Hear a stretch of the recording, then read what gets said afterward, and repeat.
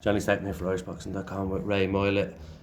Back in the dressing rooms after what a win, or what a night again, really, wasn't it? Yeah, it was a big night again. I was down again. The second or third round, I don't even know which round it was. I was hoping it wasn't going to be a repeat, but it was. It was a big fight, a good fight, and I was just thankful to get the win in the end.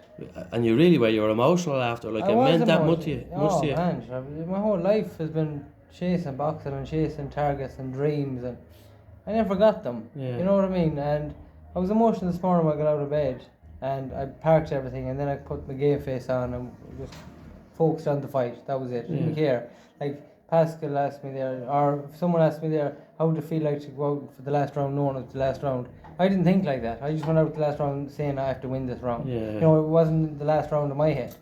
And then just when the decision was made, 75, 76, whatever it was, and I was so close, and I nicked it. And were you nervous when you heard there was a round in it, or was nervous. it? No, I wasn't nervous at that stage. It was too late to be nervous at that stage, but I was just so happy then, and then the emotion just all flooded out of me. You know, I was hiding it for a while. You know, I parked it obviously since this morning, and what it means an awful lot to me. You heard the crowd out there, you heard everyone. Like, so that's special. That's stuff of dreams. Is that the Castlebar Element that makes it emotional more than, or was it like you wanted to win, or you? No, that's the Castlebar Element. That's why I worked so hard to get it back here.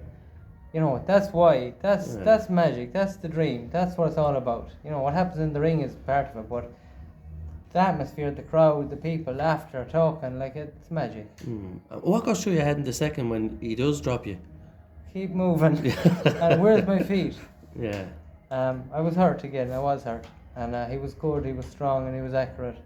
And I just went back to my jab, and I found my range a bit better. And you know, he was planting his feet. He was waiting for the big shots, and I was trying to offset him, and then I was moving, and then I was trying to outbox him. I wasn't going to. I couldn't, even though I was physically the bigger man, I couldn't out muscle him, or I hadn't more strength or anything. So I just had to just box and move nearly. But by the seventh, you're dropping your hands and you're telling them to hit you clean. Like, you just happen into something crazy there? Yeah, it's probably something crazy. You know, I'm a boxer. At the end of the day, I have to be crazy. But in the gym, I can do that, and I can't get hit. I can dodge, no bother.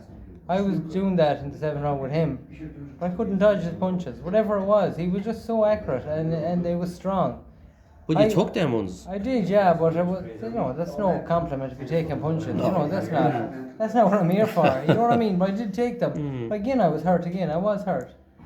And you were hurt at the end of the 5th as well? I was probably hurting every round. Being truth, you know. I know, I was. But he held me some good shots. He did. But, you know, I found something deep inside to get through it again. And the crowd out there, sure, was magic. And do you tap into that during the fight then as well? You do, but it's not like a light switch. You can't just tap in out when you want. It just comes.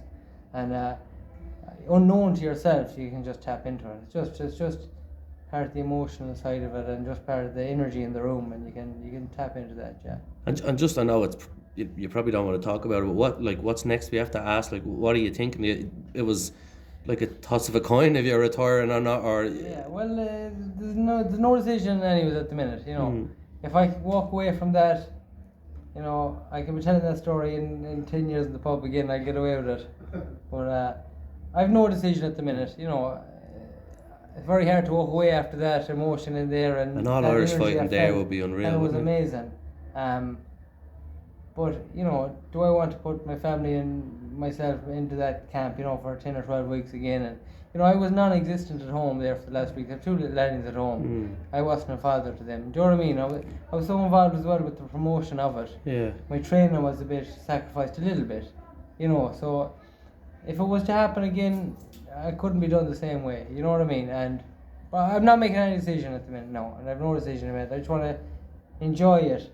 I won the Europeans in 2011, right? Yeah. And everyone would start talking about the Olympic Games in 2012. I didn't enjoy that.